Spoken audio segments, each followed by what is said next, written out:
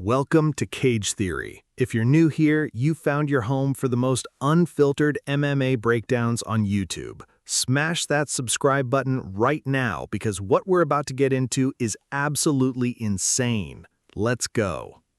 Sean Strickland sat down and told the world exactly what happened inside that cage during round 5, and the story he told was something nobody expected to come out of a champion's mouth after one of the most chaotic fights in recent UFC history. He said Khamzat Chimaev looked him dead in the eyes mid-fight and pointed to the center of the mat.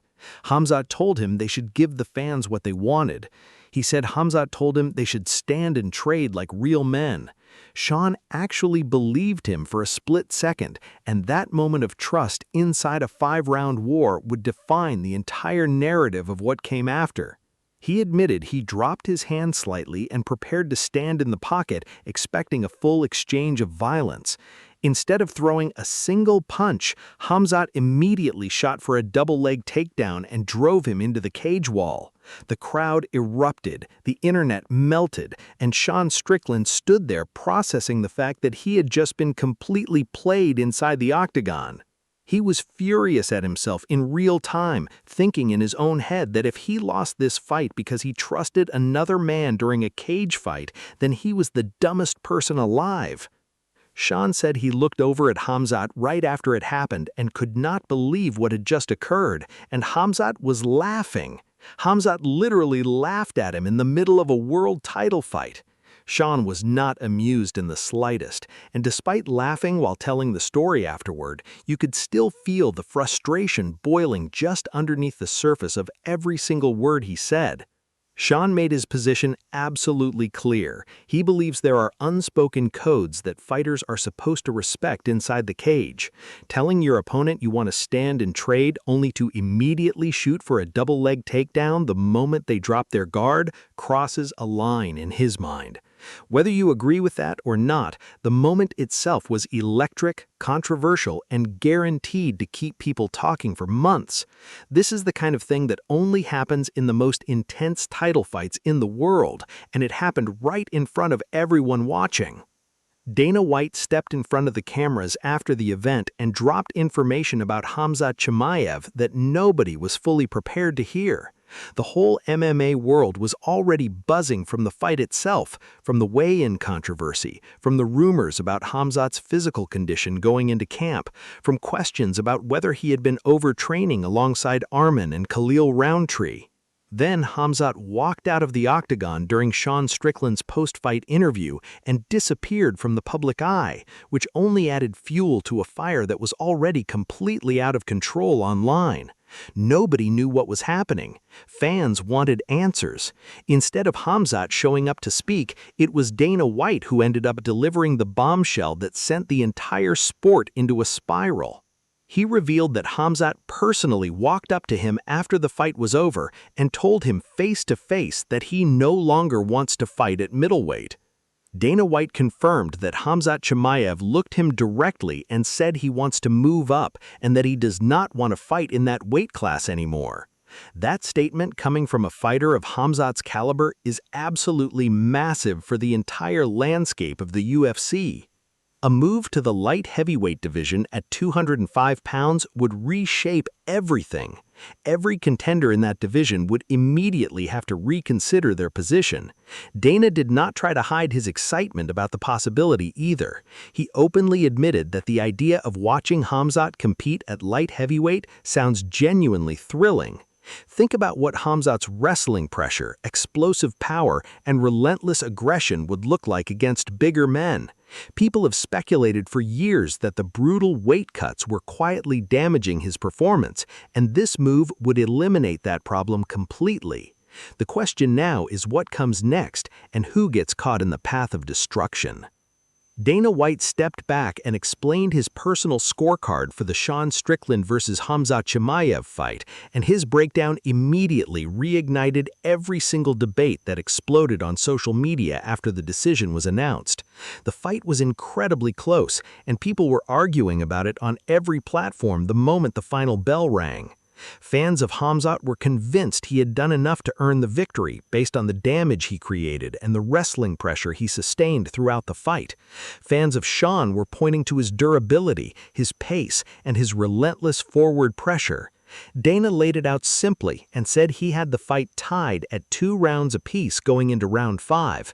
He said in his view, everything came down to that final round, and after watching it play out, he believed Sean did enough to take it. That was Dana White's scorecard, and he stood behind it completely. Some people in the Khamzat camp still refuse to accept that result and remain convinced the fight went the wrong way. But Dana had more to say beyond just the scorecards, and the praise he directed at Sean Strickland was something that every fighter in the sport needed to hear.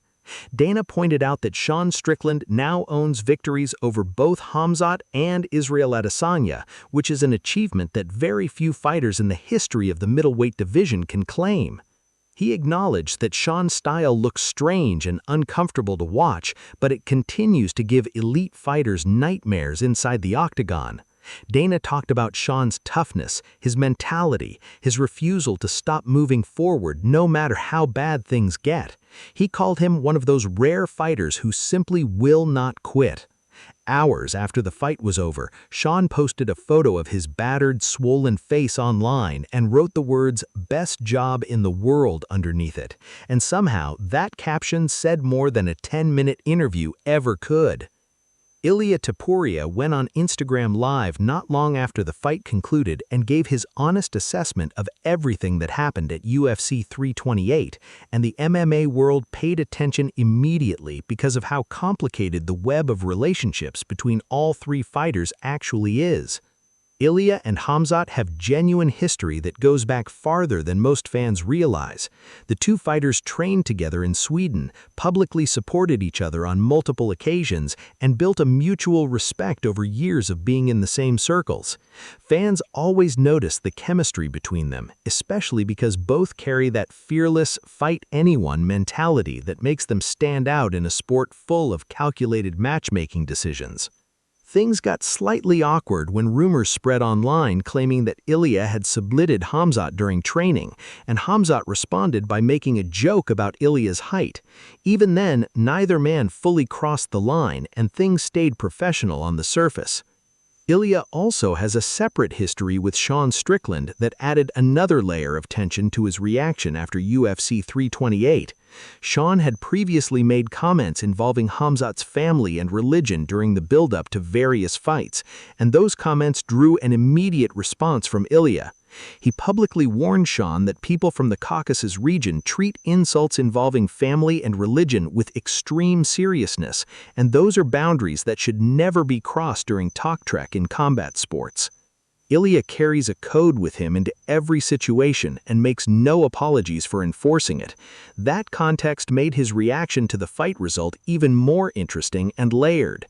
After the fight was over, Ilia delivered a message directly to Khamzat that was translated from Georgian, and the words he chose were completely sincere.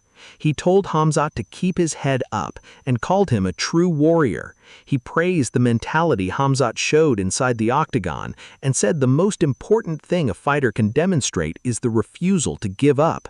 He reminded everyone watching that Khamzat is still young, that he has already accomplished incredible things, and that the combination of hard work and obsession that defines elite fighters is something Khamzat clearly possesses.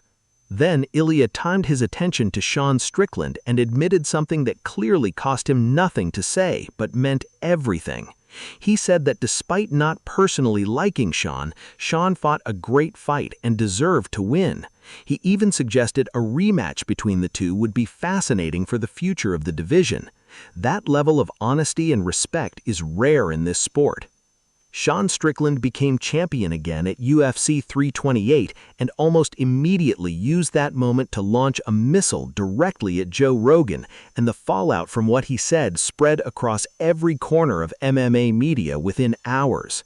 The lead-up to UFC 328 was filled with debate about whether Sean even deserved to be in that title fight at all. Critics pointed out that he was entering the matchup off just one win, while other contenders had been stacking victories against elite opponents over longer periods of time. Joe Rogan was one of the loudest voices publicly questioning the decision to give Sean another shot at the title.